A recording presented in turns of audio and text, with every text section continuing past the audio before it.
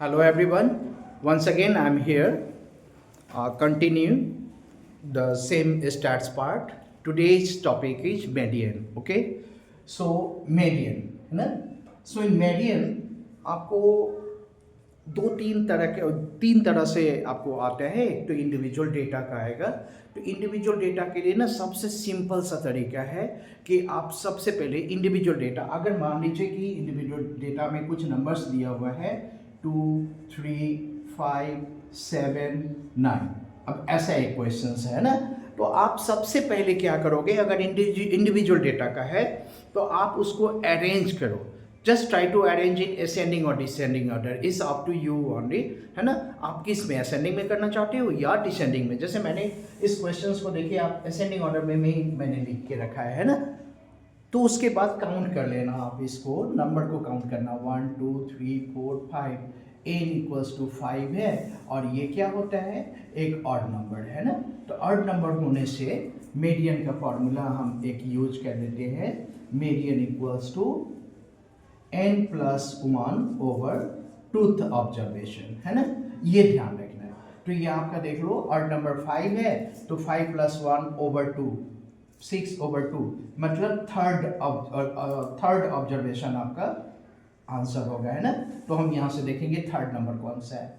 ये 5 है, इसलिए ये 5 आपका क्या हो गया, मीडियन हो जाएगा, है ना. एक तो ये है. दूसरा है कि अगर मान लीजिए कि इस जगह पे, इस क्वेश्चन में आपको क्या करेगा, एक और इवन नंबर दे दिया. मान लीजिए कि यहाँ पर एक और नंबर हो गया 11 है सपोज. तो अब हम काउंट करेंगे, है ना. अब इस चीज को काउंट कीजिए आप. 1, 2, 3, 4, 5, 6. ये क्या है, एक इवन नंबर है ना. एक इवन नंबर है. तो इवन नंबर का हम कैसे फाइंड करते हैं वो देखना है आपको, ठीक है. तो इवन नंबर के लिए एक फॉर्मूला होता है, if n equals to even number, right. Even number सम संख्या है तो, है ना. तो इवन नंबर होने से मीडियन के लिए हम फॉर्मूला वही वाला यूज करते हैं. नेक्स्ट टर्म भी ले लेते हैं. Median equals to half of n plus 1 over 2 plus n over 2 plus n over 2 plus 1 term. ये वाला आपको ध्यान में रखना है ना. That is half into n over 2, मतलब 6 ओवर 2. n इक्वल्स टू यहाँ पर 6 है ना, तो n ओवर 2 मतलब हो गया थर्ड प्लस फोर्थ ऑब्जर्वेशन, है ना. n over 2 3 plus 1 fourth observation हो जाएगा, राइट. इसका हाफ कीजिए तो हाफ इंटू थर्ड ऑब्जर्वेशन. यहाँ से देखो 1, 2, 3 ये है, अब फोर्थ है 7. इसका हाफ कर देंगे 5 प्लस 7 का हाफ, ठीक है ना. 7, 5, 12, half of 12. That is median. इसका कितना हो गया, ये 6 हो गया. ये तो एक सिंपल टाइप का क्वेश्चन होता है. मोस्टली आपको ऑप्शनल टाइप क्वेश्चंस में, है ना, सेक्शन ए के लिए आएगा, ठीक है ना. अब इसमें क्या करना है, इसमें थोड़ा सा कॉम्प्लिकेटेड कर देगा. अगर 3 मार्क्स का क्वेश्चन बनाता है ना, तो आपको इस जगह पे ये x और यहाँ पर x प्लस 1, x प्लस 2 ऐसा करके कोई नंबर दे देता है, ओके ना. And find the value of x if median is something.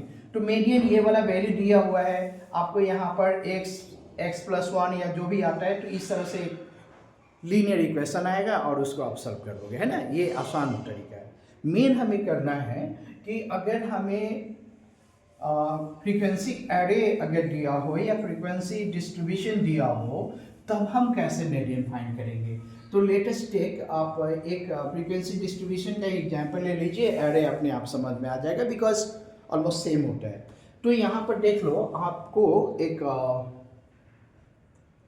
Cumulative frequency निकालना होता है.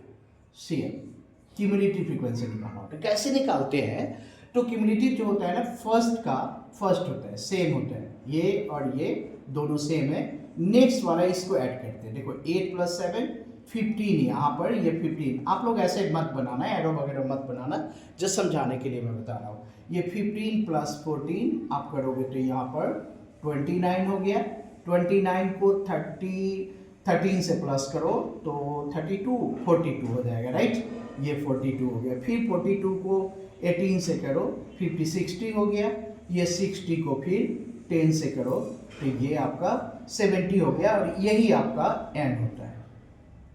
दैट मीन्स ये सम, अगर सम ऑफ फ्रीक्वेंसी करेंगे तो ये आपका हमेशा ये दोनों सेम आएगा। अगर सेम नहीं है तो आप उसको मेक श्योर कि आपको फिर से चेक करना चाहिए और कहीं जो भी मिस्टेक्स हो गया है उसको करेक्ट कर लो। तो एक सबसे पहले क्यूमुलेटिव फ्रीक्वेंसी निकालेंगे। चलो एक चीज़ आपको बताता हूँ, अगर हमें क्वेश्चंस में क्लास इंटरवल्स एंड फ्रीक्वेंसी दोनों दिया हुआ है तब हम क्यूमुलेटिव फ्रीक्वेंसी निकालेंगे, ऐसे करके, है ना, नेक्स्ट वाले को ऐड करते जाएंगे। बट अगर वो कभी कभी ना लेस दैन या मोर देन टाइप का क्वेश्चंस देते हैं और वहां पर ना क्यूमुलेटिव फ्रीक्वेंसी आपको दे देंगे,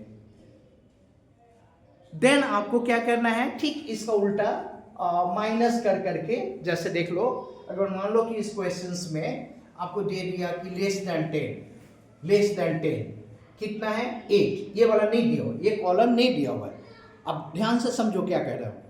लेस देन 10 आपने दे दिया, लेस देन 10 और दिया हुआ है 8, लेस देन 20 दिया हुआ है 15, ऐसा करके दिया हुआ है। सबसे पहले आपको क्या करना है, लेस देन 10 है मतलब उसको एक ग्रुप ले लेंगे 0 to 10, 10 to 20, 10 का डिफरेंस है, राइट। सबसे पहले ये ऐसा वाला बना लेंगे। उसके बाद हमें ये वाला दिया हुआ है, हमें ये निकालना है, फ्रीक्वेंसी वाला टेबल एक बनाएंगे, हम एक कॉलम बनाएंगे फ्रीक्वेंसी के लिए।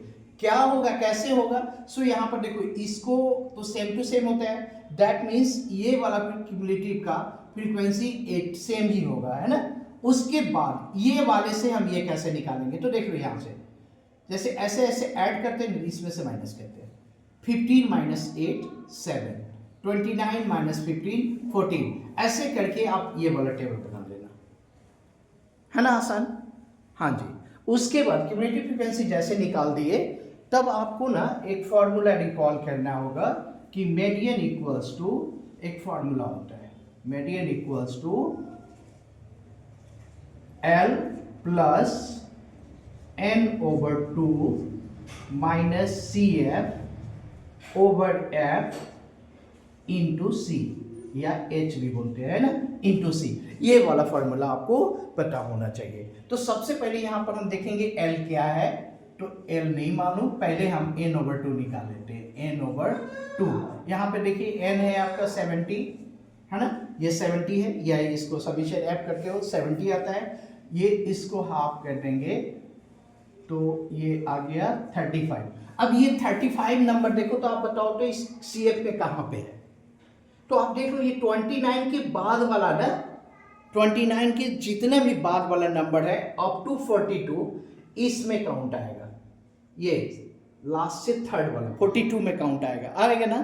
तो 42 कौन सा आपको क्लास से बिलोंग करता है, ये ध्यान रखना है। अब देखो यहाँ पे 42 बिलोंग करता है 30 to 40 से, समझ रहे हो ना।